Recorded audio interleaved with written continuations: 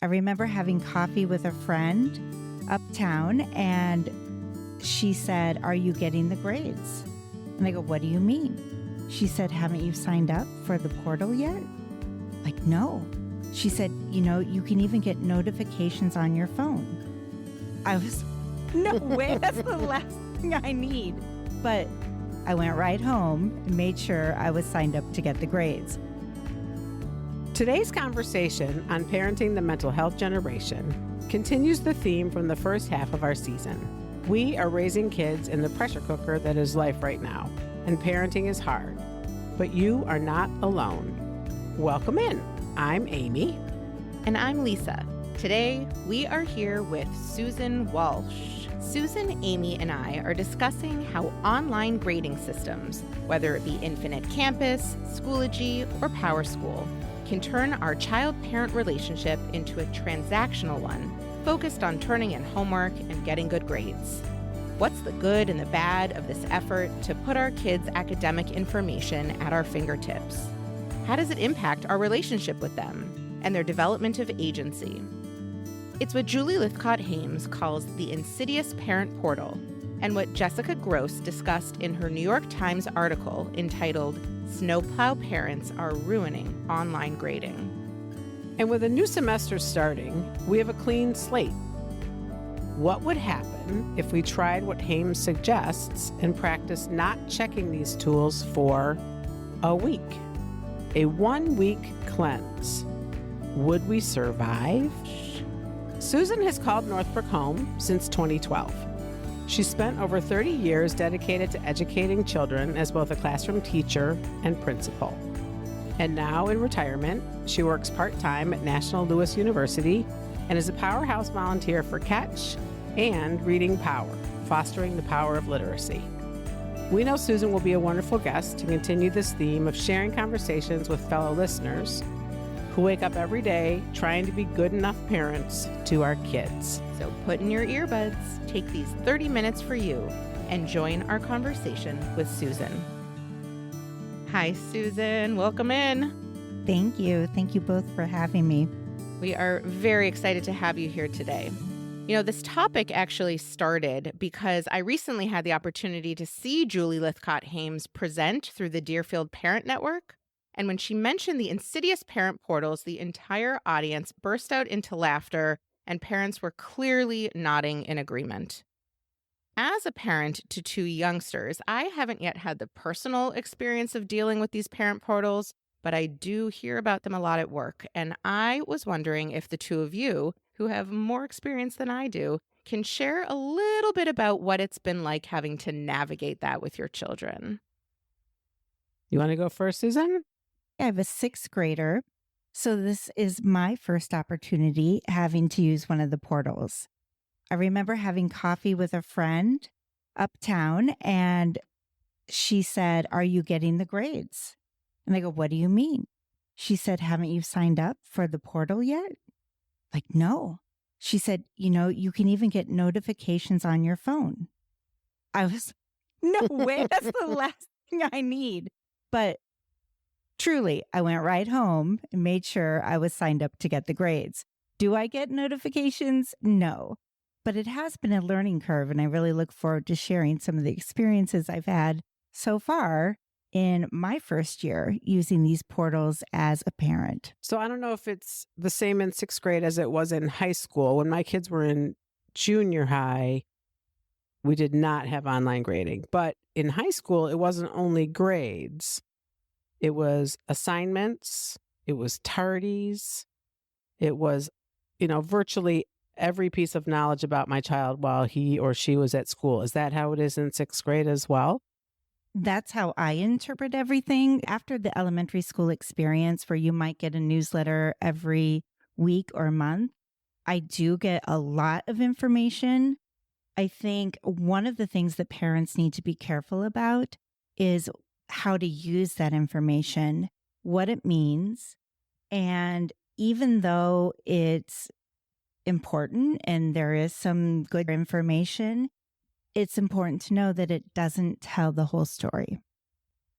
Do you talk about this with your friends and other parents of children in your kid's grade? Is this a point of conversation of how often do you check? How often are we supposed to be checking? Does that come up at all? I haven't had that conversation since the one I shared when we were all getting used to our new life as middle school parents. But I will share, as someone who was an educator for many years, I've heard stories through educator friends. For instance, kids being very nervous about when something is updated, when their parents are able to see it, if they had a late assignment and they've turned it in late, when will that be updated so their parents are no longer upset with them that they have that missing assignment? And there is quite a bit of chatter from the educator side in that regard. Well, I think it's important to remember that every teacher doesn't utilize online grading the same way. So that causes angst because you don't have the full picture of your child's academic situation at any time, truly. In a good way or in a bad way? I mean, I'm just thinking back to when I was a student, and I mean, my parents would get a report card home, I don't know, maybe twice, 3 times a year, and they didn't really have that much information between report cards. And so when you talk about that angst, say more. I don't know if the snapshot I was describing is good or bad. It's just a snapshot that is not complete. And so to have conversation or interaction with your child around a snapshot of their academic performance that isn't complete because every teacher doesn't do it the same seems misleading. Yeah, exactly. That makes sense. I think it'd be hard pressed to find a teacher who hasn't had a conversation with the parent that they felt shocked, surprised, taken back by a grade, as though they didn't have any information prior to that grade coming out on a report card, if you will. So a parent might say, well, how would I know if my student is struggling? In the old days, we'd grade the work and send it home. And it was up to that family to see it in the folder, see it in the backpack.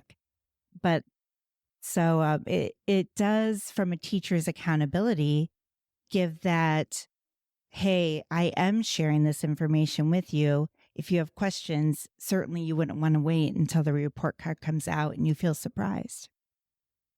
But wait, back up a second. What do you guys actually think was the impetus behind these online portals? Do you think it was trying to get the parents more involved in a kid's education? Do you think it was just ease with which to share information? Like, what was the original goal? That's a great question. I think there are probably many goals. I know initially when a lot of these programs came out, it was to address the standard-based grading and be very specific on a state standard being taught. And you could see whether or not that was mastered. Although parents use it for grades and progress reports and whatnot, the school community use that type of data differently just to see how students are growing. So I asked my husband, who teaches middle school and has for about 30 years, and they say at curriculum night, check 1 time per week.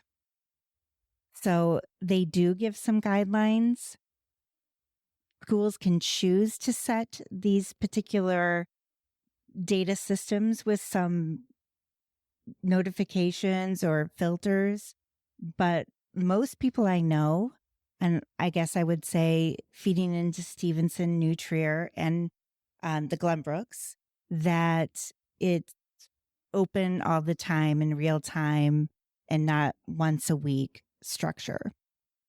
In the article that we read about this, I remember there also being a suggestion that part of the creation of these systems was literally to help support parents supporting their children. I believe it's actually part of the No Child Left Behind Act, where they were basically saying that we want to increase that parent-teacher communication with regard to how the child is performing at school, which I very much can see, and certainly as a neuropsychologist who's working all day with students with different learning challenges, attention challenges, things that can be impacting grades, that we want to make sure that everyone is in the know and on top of children who might need additional supports.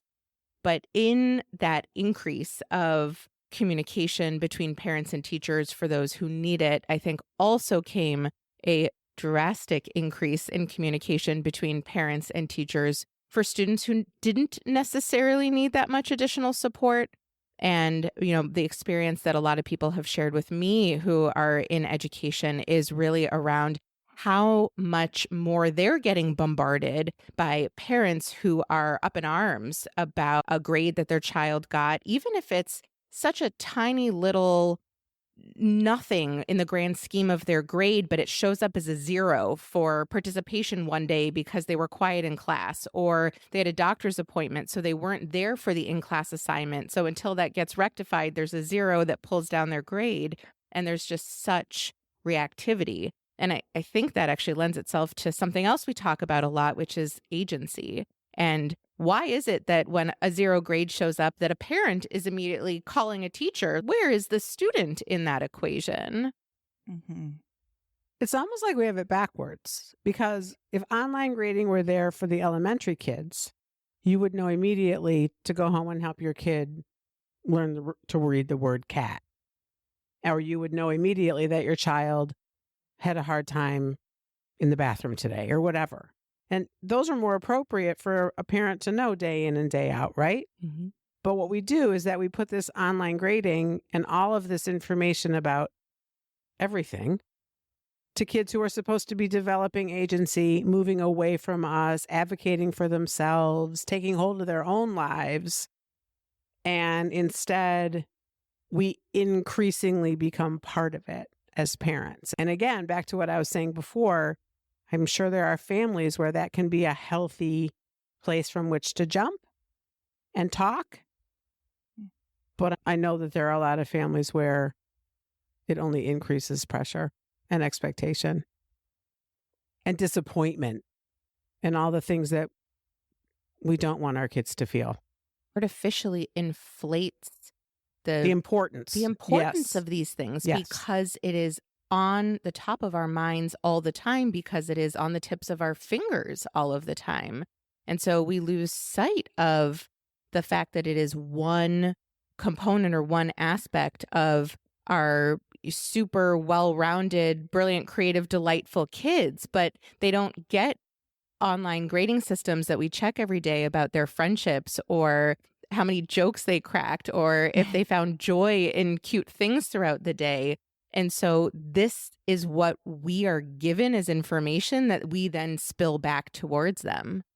Mm-hmm. So I think this is a good place for us to ask Susan what it was like when she did the cleanse. Yes. Explain to us what that looked like in your house and how it went. Okay. So the challenge I was given was to do a couple of things. The first is to refrain from checking the online portal. And I also wanted to remove myself from a lot of the functioning that was my child coming home and doing their homework. That was actually becoming something we were fighting about. We were having power struggles around homework. And, the last thing I wanted to do was fight with my child at the end of the day. So I have a confession as we move forward. Are you boy. ready for this? I am not sure, but I also can't wait, Susan. Yeah, I am not a helicopter parent. I'm not a bubble wrap, but I discovered that I've been doing some snow plowing. Yes. And I should know better, right? I'm an educator. I've been doing this a long time. But let's be very clear. It's so different when it's your own kid. When you have high expectations for your students, they are motivated. It's just a completely different thing. When you do that to your own kid, it goes differently. It may result in power struggles. So my son, he's the kind of kid who will walk in the door. He sees something's going on. He's like, what, right away. So I decided I was going to write him a letter to explain what was about to happen, because he'd be like, Mom, are you sick? What's going on?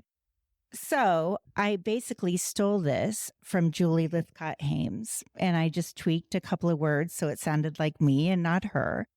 But in short, dear son, I know I'm always asking you about how you did on assignments and tests and why you got the grade you got and whether you've done your homework. And I know that can make you feel like I don't think you care about things. I'm sorry about that. I know you do care. So I've decided that all this week, I'm not going to ask a single thing about your academics, tests, homework, projects, whatever it may be. I'm not going to ask. Dad and I are here if you need help. Just ask. I know you've got this and I believe in you. Love, Mom. Susan, I literally cannot wait to hear you tell me how this went. I hope my kids don't listen to this because they're going to be like, see? And I also want to throw in, before you give us the juicy information, just for all of our listeners, we will put in the show notes specifics to what Julie Lythcott-Haims describes as the cleanse, different ways you can use it, and some of the wonderful language that she includes for how you can incorporate it into your homes. Well, and I feel if you do, you're going to have some confessions like I did, because Before you go on, when you went into this, were you nervous, apprehensive, excited? I was excited, but I can be a little controlling about certain things. And my child's success is certainly one of those things, which is the definition of a snowplow. I can't control it all. And the sooner I give control to him, the more successful he will be. And I don't know. Yeah, I can't wait to share. I wanted to text you midweek, but I'm like, nope, this is too good. So the minute I'm all geared up to cleanse, right? And an email from a teacher comes through. Oh. And it asks parents to remind students to do something this week before a test on Friday. So already I'm in a position where I'm supposed to remind him to do something. Susan, I would have quit right there. Just so that you know, I would have quit right there. So kudos that it looks like you have more to your story. So Yes. you ignored the email? No, I printed the email and highlighted what it was she was requesting me to share. And I added it to the letter.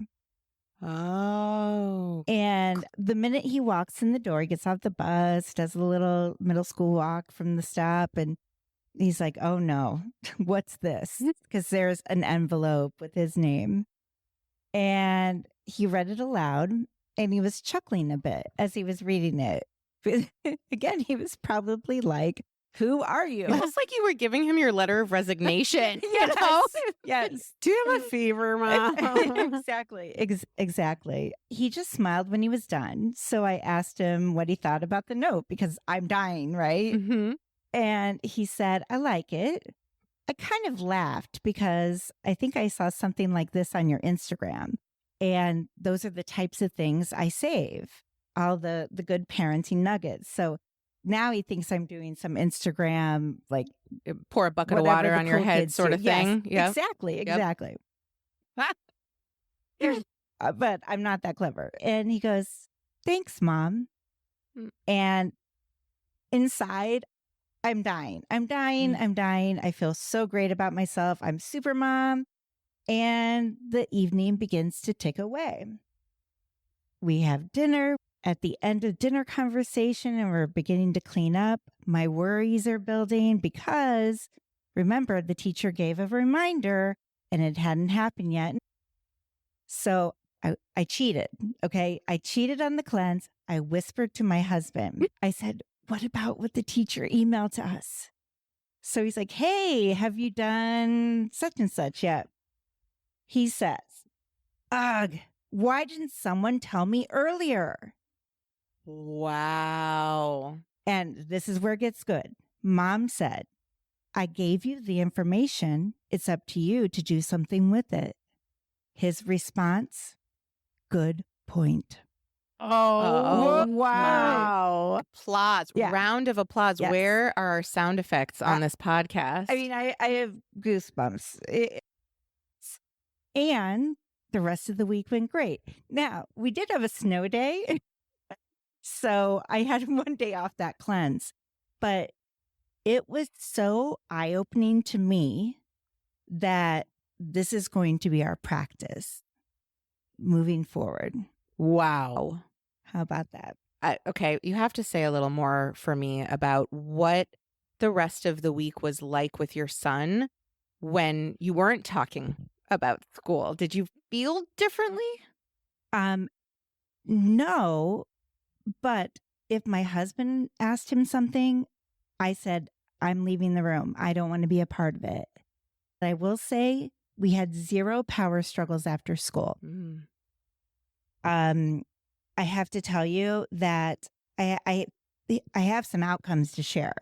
Yeah, I'd like to hear this because I'm really interested in knowing whether or not your son appeared more confident, more empowered, more, older. Yes. So today he said to me, Mom, I'm going to tutorial tomorrow. Usually it's me saying, son, I've been watching you do X, Y, and Z. You may want to go to tutorial tomorrow. Or if he's totally bombing something, go to tutorial tomorrow. Mm-hmm. For him to say to me, Mom, I'm going to tutorial tomorrow, I said, that's great. And inside you said, Did I? holy cow. Happy dance. I was like, A literal happy dance inside the tummy. How empowering is that, Mhm. though? I mean, really, when we talk about lessons and what is actually important to be teaching our kids, the fact that he could self-advocate when needed and identify that on his own, that is so cool. Absolutely. And so one of my big my takeaway, it alerted me to the gift I have with middle school. If you think about it, I don't want to talk about a kid's record or, what their grades will be to get into college, but that's a reality that I know is important to him. I heard your conversation with Amy Wool about the pressures of feeling you need to make a certain school and they don't do it at the high school. We're not doing it in our home, but our kids have that notion that they have to be doing well all the time. They can't mess up. Well, we all messed up. I messed up. His dad messed up, whomever, we all mess up. But this is just a really great place where my kid can mess up and it's safe. It's not going to impact his future.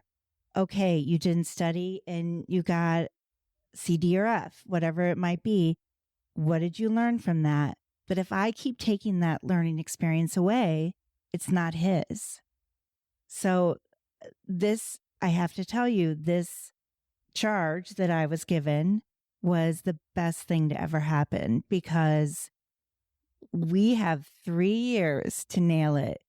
And I'm hoping with all our trial and error and whatever goes on, he'll be prepared to go into high school being independent, confident, just a really strong sense of self-efficacy that I would have been taking from him. Well, I'll tell you, Susan, I'm really happy to hear that. And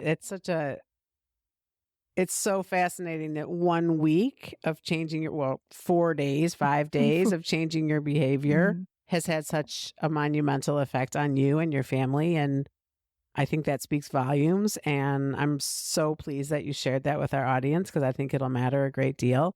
And I also want to say, though, you say you have 3 years till he gets to high school, and then it doesn't stop even after high school, Yeah. trust me, because my kids are Yes. both adults, as the audience probably knows by now, but I still have to check myself. I don't have to check their online portal anymore because I don't have access to that. But I do have to check myself, and remind myself not to ask them too many questions about whether or not they've gone to the dentist or filed their insurance claim or whatever it is that adults do, renewed their car insurance, because that's for them to do. Yes. And so these are lessons that are lifelong and really important, and they don't end just, in 9th grade or 12th grade. So important. I'm glad you brought that up. I was supposed to drive to Madison, Wisconsin on Sunday in Chicagoland. For those of you who will hear this, it was negative 400,000 degrees. And my 91-year-old mother called and said, "Do not get in that car." And I said, "Oh, don't be silly." I did listen to her, though. I didn't go, but it doesn't end even then. Well, and this is what I think is really one of the most difficult parts of parenting is that we don't want to be so hands-off that we're disinterested and uninvolved and don't have any nuggets of wisdom to offer, but we don't want to overdo it on that front. And I think finding that balance is so tricky. It's tricky to figure out how do I make sure they know that I care and that I'm here for them and that I can help with whatever and that it's cool if every now and then I provide a reminder, but that these aren't the things that define them. They aren't the things that matter to me about them. And well, and to take that one step farther, they don't have to be and probably shouldn't be the things that define your relationship with them. I mean, imagine if you set aside their academic performance and their everyday in and out of grades and attendance and assignments and all of the things, and instead you spent the time that you would be arguing with them or pushing them or talking about any number of a million other things. Mhm. That's a much more enriching relationship, an interesting relationship, and one that will last well into their forever. If it becomes something that you're obsessed with, it's in every conversation. It's in Mhm. every intonation. It's in all of the things Mhm. that you are as a parent to them. Mhm. And that is a waste because you only get one time. Yes. And, you know, love them for who they are as humans and not as academes. Absolutely. And, it was really easy for me to blame our power struggles on, I have a teen, it's of this age. He's going to be more argumentative. Or if I say, "How was your day?" or "Do you have homework?" Blah. But the reality is, I could do better too. And when I did do better, we weren't having that power struggle. So, yes, he's going to go through some teen stuff and have teen attitude and all that. But I don't want that to be every day he walks in the door to my questioning. Something you posted this week really did it for me as well. On Tuesday, my boys go and do this workout class. And I told them, "I don't want you to go this week if that's okay with you." I bought hot chocolate instead. And we had hot chocolate at home. And that is what I want. I want them to remember the warmth, the love, the happiness. And all functional relationships, we're going to have arguments and struggles. But come on, not every day you walk in the door and it's all about homework. It needs to be sometimes just about hot chocolate. Cheers. For sure. It's really hard to make changes like that in our lives. I mean, we know that there's a lot of people in business because the psychology of change is difficult. And I'm wondering if maybe we can end today, Susan, with you sharing a little bit about that process for you. I mean, it sounds like you're on the very beginning of a very cool journey. But in those moments, I mean, obviously it's your own anxiety or stress or overwhelm that was causing you to ask about these things to begin with. And so what did you do when those feelings came up for you, but you weren't alleviating your anxiety by asking or checking with your children? Sure. Well, I think you think the correct thing for a good parent to do is to have these conversations. Make sure your kid's doing their homework. This is what good parents do. But the approach and just the feeling, it was not working. So every time I felt tempted to say something, except when I said to my husband, "Will you please take us?" And that was the first night, obviously I'm still going to make a ton of mistakes along the way. This is not perfection, but I realized how good it felt not to be a part of that. And in turn, he ended up sharing more. I will check the portal. I haven't yet, but maybe taking from my husband's advice to the parents of the children with whom he works once a week, or maybe ask my child, when would you like to look at it together? Put it on him. Because I realize the more I give him, the more he takes those responsibilities, and then he's reaching out to me. So it definitely took some biting of the tongue. It does help to have a partner if we have to do a little good cop, bad cop for the team. But I think realizing so much of myself through this process made me go, what else am I missing here? Like, I don't know. It just really opened my mind to how I'm going to approach him and his academics in the future.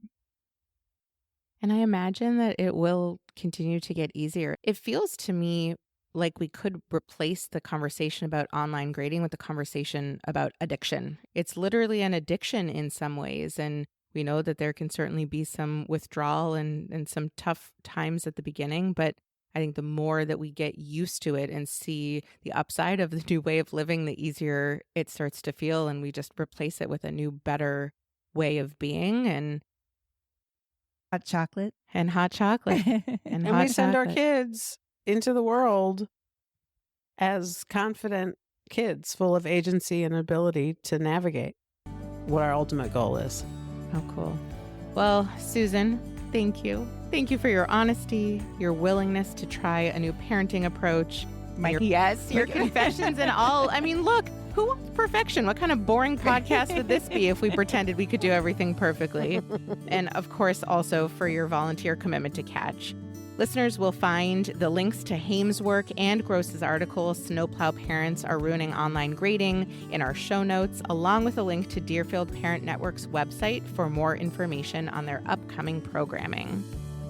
Thanks for listening to another episode of Parenting the Mental Health Generation.